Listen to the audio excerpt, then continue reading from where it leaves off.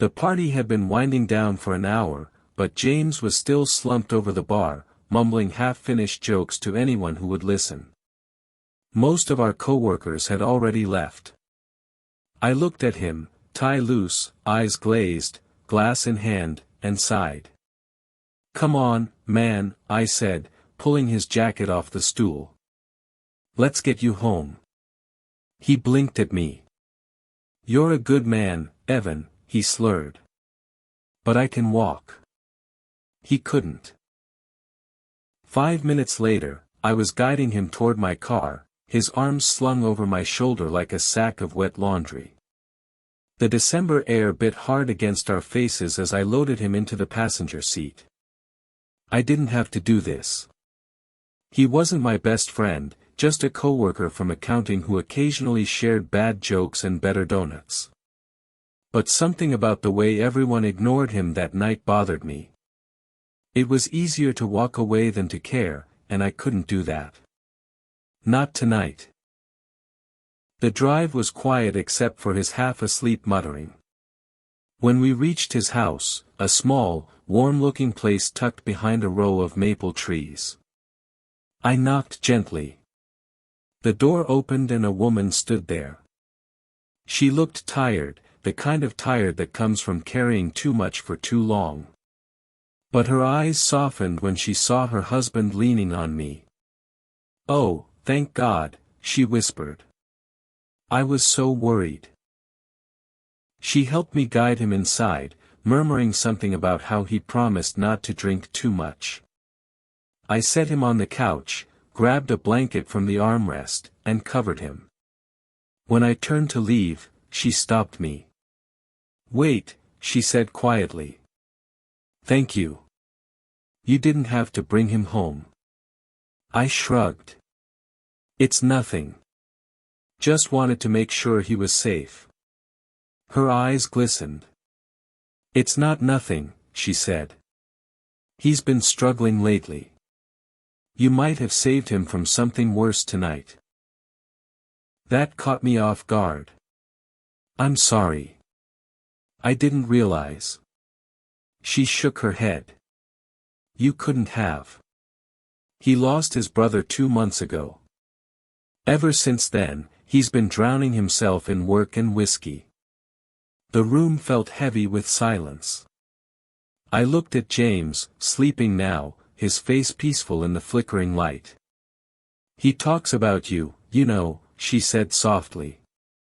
"Says you're one of the few people who still treat him like he's normal, not broken." I swallowed hard. "He's a good man. Just lost."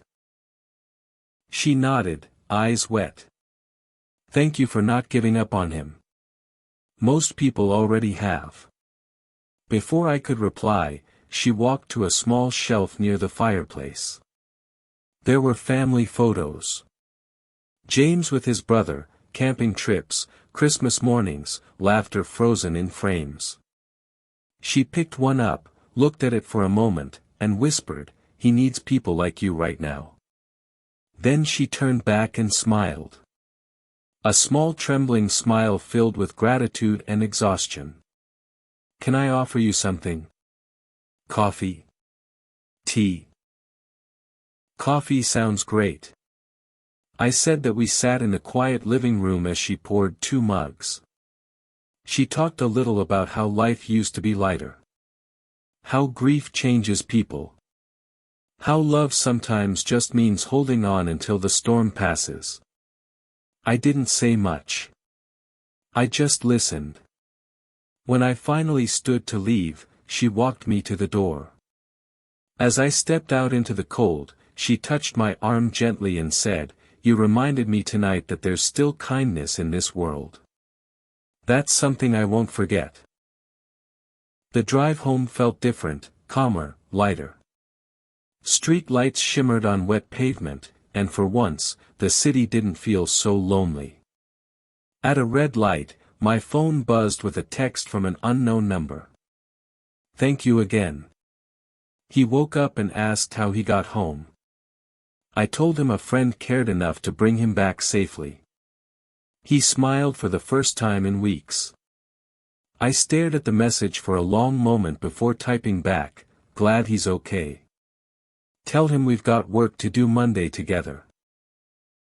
That Monday, James walked into the office looking a little rough, but alive.